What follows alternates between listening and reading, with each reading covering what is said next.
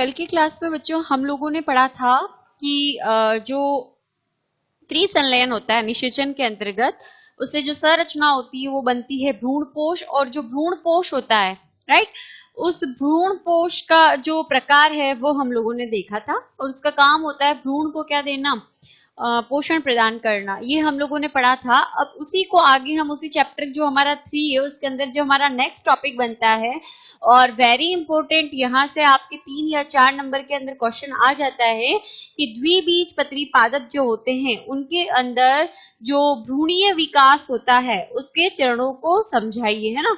Very important, सचित्र वर्णन मांगता है, 3 या 4 नंबर का क्वेश्चन आता है, बड़ा क्वेश्चन आता है, तो इस ये वाला क्वेश्चन आ जाता है इस चैप्टर में से, है ना। तो हम लोग आज देखेंगे कि द्विबीजपत्री पादप के अंदर भ्रूणीय विकास कैसे होता है। तो अभी हम लोग पहले के कंटेंट की बात करते हैं, तो देखो निषेचन के अंदर क्या हुआ था, प्रथम नर युग्मक और अंड कोशिका जो कि भ्रूण कोश के अंदर थी, है ना। जो मादा युग्मक है और ये नर युग्मक है, ये दोनों मिलेंगे तो क्या बनेगा, युग्मनज बन जाएगा, है ना। ये युग्मनज जो है वो किसमें आगे, इसमें समसूत्री विभाजन होगा, आगे चल के किसमें डिफरेंशिएट होगा, भ्रूण में, और ये भ्रूण आगे विकसित होकर नए पादप का क्या कर लेता है, रूप ले लेता है। ये वाला हम लोगों ने प्रोसेस देखा था, कल भी हमने इसके बारे में डिस्कशन किया था।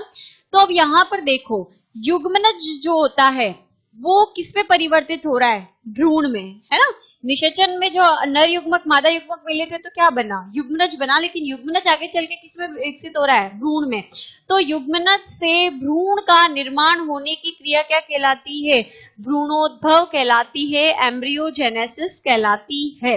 ठीक है, ये एक नंबर की आपकी यहाँ डेफिनेशन आती है कि भ्रूणोद्भव क्या होता है। तो भ्रूणोद्भव का मतलब होता है कि युग्मनज जो है उससे भ्रूण का निर्माण। But point to be noted कि यहाँ जब प्रथम नर युग्मक और मादा युग्मक जो है अंड कोशिका मिले, तो ये जो युग्मनज जो है वो डायरेक्ट भ्रूण के अंदर परिवर्तित नहीं हो जाता, वो कुछ टाइम के लिए रेस्ट करता है, रेस्ट पीरियड में चला जाता है, विश्राम अवस्था में चला जाता है। और विश्राम अवस्था के दौरान क्या होता है, ये जो युग्मनज है उसके चारों ओर सेल्यूलोज का क्या बन जाता है, एक आवरण बन जाता है ना। और इस कंडीशन में हम युग्मनज को ऊस्पोर कहेंगे। क्या बोला जाएगा, ऊस्पोर। ठीक है, ये ऊस्पोर जो है आगे चल के समसूत्री विभाजन करता है और फिर क्या होता है, भ्रूण का निर्माण होता है। ठीक है, तो ये जो भ्रूण है कैसा होता है, कौन कौन सी अवस्थाओं में बनता है। तो इस जो द्विबीजपत्री की बात कर रहे हैं हम, एक बीजपत्री की बात नहीं कर रहे हैं, ध्यान रखना। द्विबीजपत्री जो होता है यानी जिसमें दो बीज पत्र पाए जाते हैं, बीज पत्र पत्ती के समान संरचना होती है जो कि क्या करती है, जब नया पौधा विकसित होता है उसको पोषण क्या करती है, प्रदान करती है ना। तो पत्ती की समान संरचना, तो द्विबीजपत्री में कितनी संख्या होगी बीज पत्र की, 2 होगी, है ना। तो उसके अंदर भ्रूण का जो विकास है उसको हम लोग, अगर क्वेश्चन आता है तो पहले आप चरणों के नाम लिखेंगे कि 4 चरण होते हैं। पहला बाल भ्रूण या प्रो एम्ब्रियो का निर्माण होता है। इसके अंदर भ्रूण के अंदर कौन सी कितनी कोशिका अवस्था होती है, 4 कोशिकाएं पाई जाती है। ठीक है, इसको टी आकार का भी कहा जाता है, टी शेप्ड भी कहा जाता है। अभी हम लोग इसको ब्रीफली देखेंगे। फिर ग्लोबुलर भ्रूण, ग्लोब यानी गोलाकार जो है भ्रूण होता है, उसके अंदर जो 16 कोशिकाएं होती है वो पाई जाती है। ये 1 नंबर का क्वेश्चन है, एक नंबर ये आपको नीट के अंदर हेल्प कर सकते हैं कि टी आकार में जो भ्रूण है वो कितनी कोशिकीय अवस्था में होता है, ग्लोबुलर के अंदर कितनी कोशिकीय अवस्था में होता है। फिर जो नेक्स्ट स्टेप आएगा वो हृदयाकार होगा, और फिर लास्ट होता है टारपीडो आकार, और टारपीडो से जो विकासशील या विकसित भ्रूण बन के आगे नवोद्भूत का क्या होता है, निर्माण होता है। तो ये जो जितनी भी चारों स्टेज है, बाल भ्रूण, ग्लोबुलर, हृदयाकार और टारपीडो, इसको हम एक एक करके ब्रीफली पढ़ने वाले हैं कि कौन सी में कौन सी संरचना होती है और कैसे संरचना का क्या होता है, निर्माण होता है, कैसा विभाजन होता है।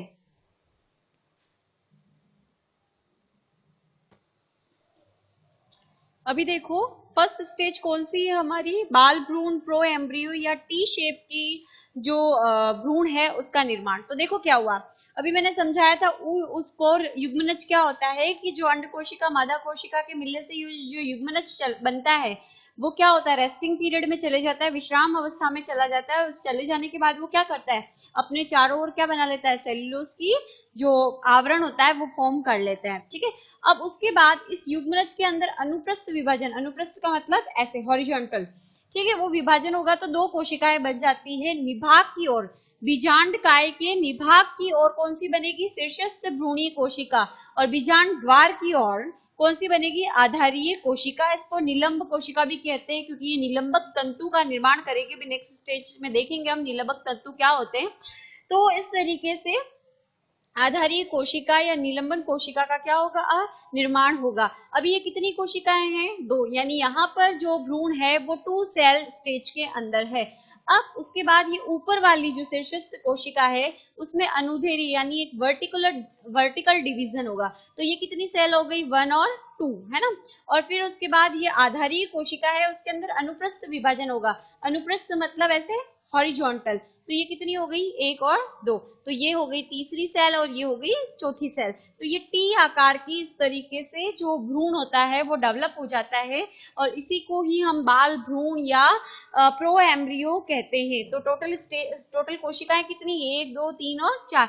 तो 4 सेल स्टेज जो होती है प्रथम चरण के अंदर जो द्विबीजपत्री पादप का भ्रूण है उसके डेवलपमेंट के दौरान पाई जाती है। अभी हम लोग इसके नेक्स्ट जो है ग्लोबुलर अवस्था है वो कैसे बनती है उसके बारे में पढ़ने वाले हैं। यानी ये जो टी शेप है वो ही किसके अंदर कन्वर्ट होगा?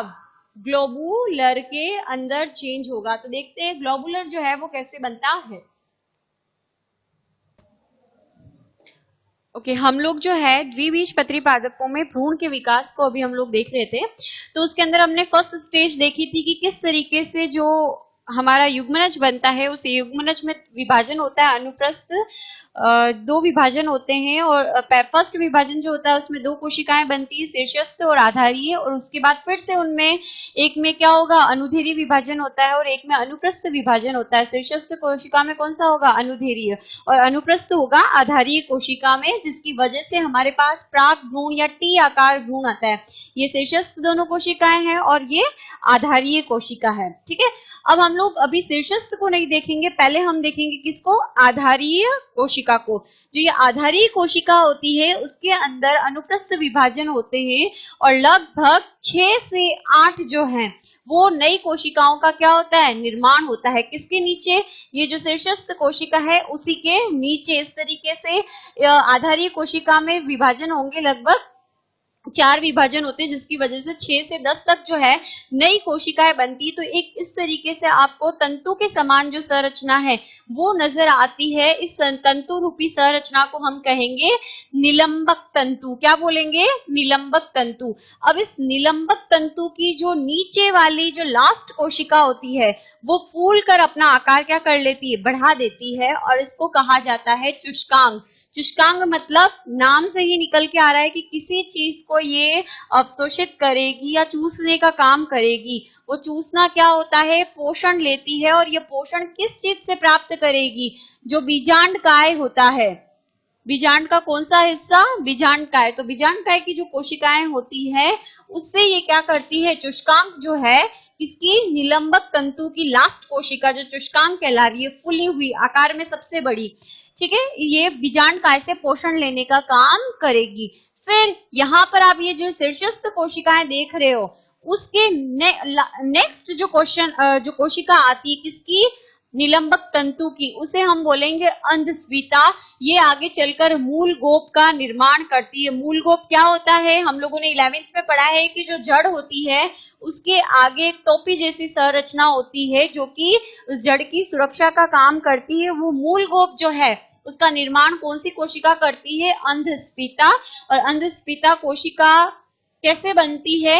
ये जो निलंबक तंतु आप देख रहे हो उसमें शीर्षस्थ कोशिका के जो पास वाली जो कोशिका होती है, द नेक्स्ट वन, किसके बाद वाली? शीर्षस्थ कोशिका के बाद वाली ये जो कोशिका है वो हमारी अंधस्फीता कहलाती है। ठीक है, तो ये एक तो हो गया निलंबक तंतु। निलंबक तंतु जो है जनरली हम इसकी चुष्कांग को इंपोर्टेंट मानेंगे क्योंकि ये पोषण का काम करती है। फिर आती है अंधस्फीता। आपको 1 नंबर का क्वेश्चन पूछ सकता है कि अंधस्फीता का क्या कार्य है, तो याद रखना इसका जो आंसर बनेगा वो होता है मूल गोप का निर्माण करना। फिर आते हैं हम लोग शीर्षस्थ जो कोशिका होती है, तो शीर्षस्थ कोशिका के अंदर दो अनुप्रस्थ विभाजन होंगे। कौन से? दो अनुप्रस्थ। अनुप्रस्थ विभाजन का मतलब है ना इस तरीके से हॉरिजॉन्टल। तो जो पहला अनुप्रस्थ विभाजन अगर हम इस तरह से करते हैं तो कितनी कोशिका बन गई? 4, है ना। और दूसरा जो होगा तो उसके अंदर कितनी कोशिकाएं बन जाएगी? 8। कितनी कोशिकाएं बन जाएगी? 8। तो अब जो है वो 4 कोशिकीय अवस्था से भ्रूण कौन सी कोशिकीय अवस्था में हो गया है? 8 कोशिकीय अवस्था के अंदर आ गया है।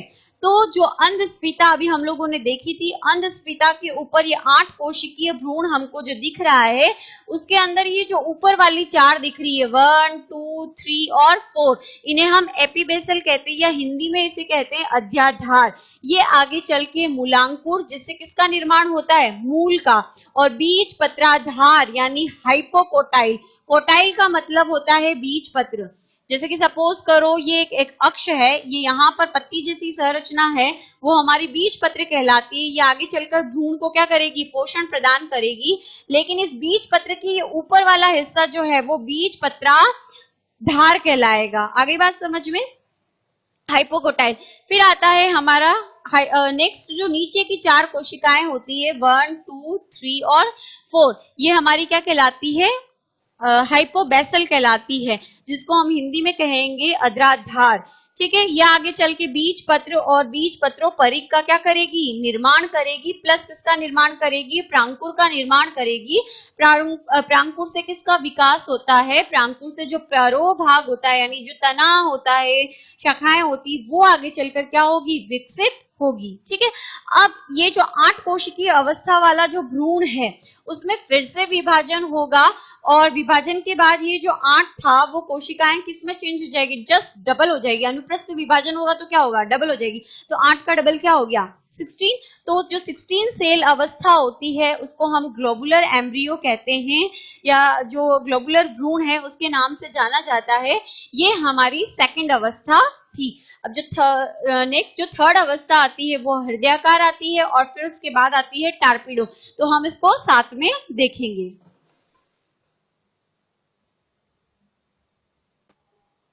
ओके अभी हम लोगों ने जो सेकंड स्टेज देखी थी ग्लोबुलर अवस्था, जिसके अंदर 16 सेल जो थी एम्ब्रियो की वो उपस्थित थी, अंधस्फीता निलंबक तंतु की कोशिका उपस्थित थी और लास्ट कोशिका इसकी चुष्कांग कहलाती, किसकी? निलंबक तंतु की, है ना।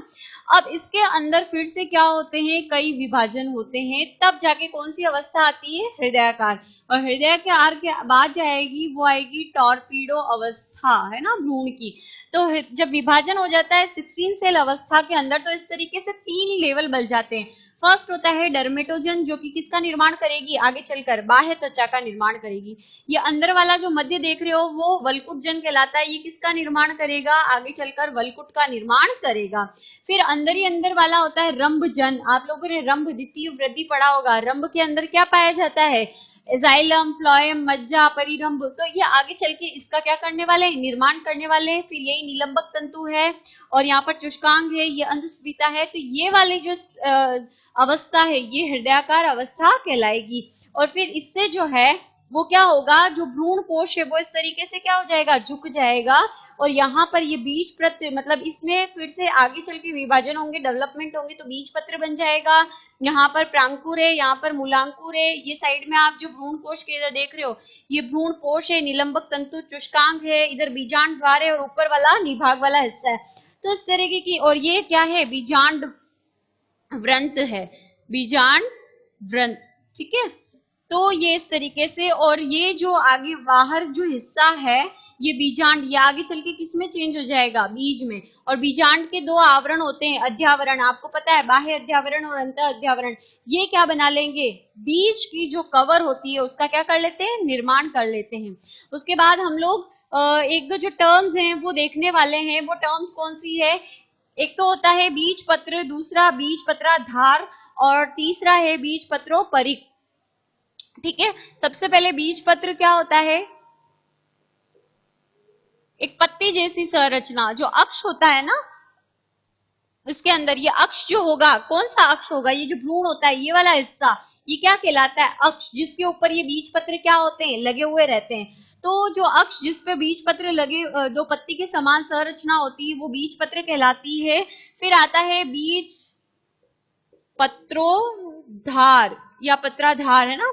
और फिर तीसरी है बीज पत्रों परिक, है ना। तो बीज पत्राधार, आधार क्या समझते हो, यानी जो बीज पत्र के नीचे का हिस्सा है, आधार आ रहा है ना, यानी नीचे का हिस्सा है। मैंने शायद अभी थोड़ी इससे पहले उल्टा बोल दिया था। तो बीज पत्रों परिक, परिक मतलब होता है ऊपर और आधार आए तो नीचे, है ना। ये किस पे खत्म होगा, मूल पर यानी मूलांकुर पे, और ये किस पे खत्म होगा, प्रांकुर पे। ये चीज ध्यान रखना है। इसका मतलब यानी ये मान लो बीज पत्राधार है तो ये है हमारा बीज पत्र, राइट। ये इसके ऊपर वाला हिस्सा है ना। तो बीज पत्र के ऊपर वाला हिस्सा ये वाला तो क्या कहलाएगा, बीज पत्रों परिक, है ना। इसके ऊपर क्या है, प्रांकुर। और ये है, ये नीचे बीज पत्र ये रहे, इसके नीचे का हिस्सा क्या कहलाएगा, बीज पत्राधार। और लास्ट हिस्सा क्या कहलाएगा, मूलांकुर, जिससे किसका निर्माण होगा, मूल का।